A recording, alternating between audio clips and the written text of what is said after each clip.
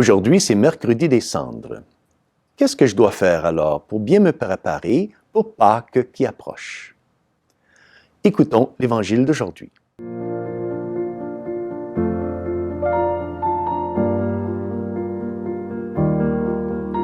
Salve Maria!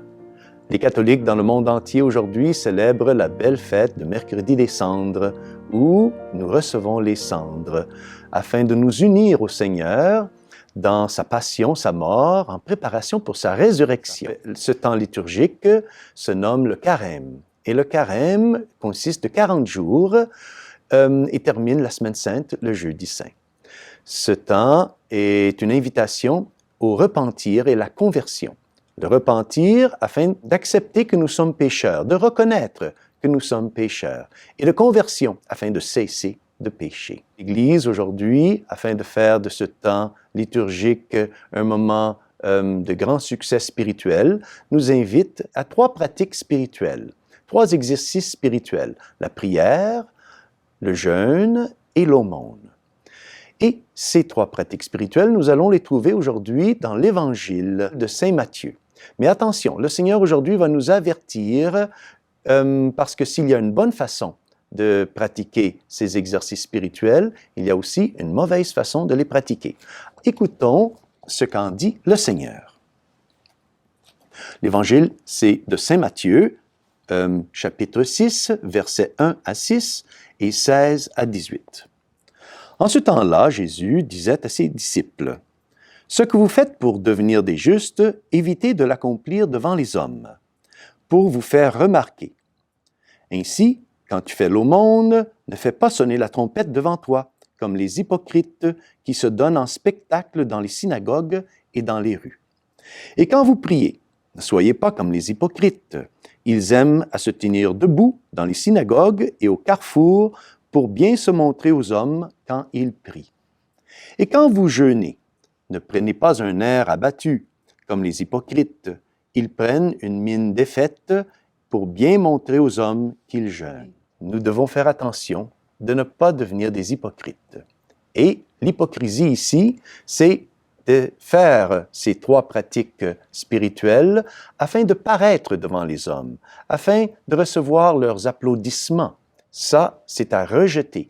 Ça, c'est à combattre. Parce que ça, c'est une manifestation de notre amour propre, l'amour propre déréglé. Alors le Seigneur, il parle ici pour devenir des justes. Alors qu'est-ce qu'il veut dire par devenir des justes? De toujours mettre Dieu dans le centre de toute chose et surtout de mettre Dieu dans le centre de nos vies. C'est ça être un homme, c'est ça être une femme juste, c'est ça être agréable à Dieu. Il faut chercher à apprendre à combattre cet amour-propre qui fait que nous voulons recevoir les applaudissements, les attentions du monde, même lorsque nous faisons du bien. 2 conseils très importants pour ainsi nous aider à combattre l'amour-propre. Écoutons le premier conseil qui est très ancien.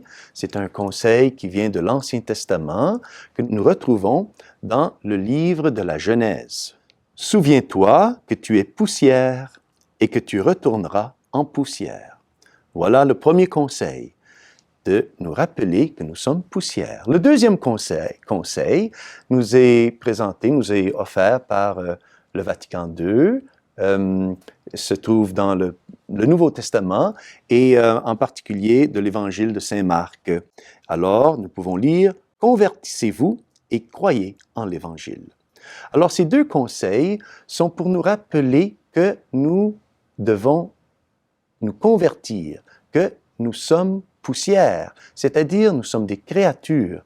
Et alors nous devons toujours chercher à nous humilier, à vivre une vie détachée de nous-mêmes, une vie pleine d'humilité, pleine de désir de vouloir servir et de rejeter cet amour-propre qui nous invite à nous mettre à la place de Dieu. Alors non, il faut redonner à Dieu sa place dans nos vies. Pour ainsi surmonter nos amours-propres, l'Église donc nous suggère la pratique de ces 3 exercices spirituels, la prière, l'aumône et le jeûne, mais de les pratiquer avec l'amour de Dieu, pour ainsi plaire à Dieu. Et donc, nous sommes invités à mortifier nos sens, à mortifier, enfin, nos orgueils, et en nous rappelant toujours ce que saint Augustin nous enseigne lorsqu'il dit que pour l'homme et la femme, nous avons que deux amours dans nos vies, où nous allons aimer Dieu par-dessus toute chose, au point où nous allons nous oublier nous-mêmes, ou nous allons nous aimer à nous-mêmes par-dessus toute chose, au point d'oublier Dieu. Alors, faisons de ce carême un moment où nous allons aimer Dieu et nous allons nous oublier nous-mêmes. Et que Dieu Tout-Puissant vous bénisse, au nom du Père, du Fils et du Saint-Esprit. Amen. Salve Maria!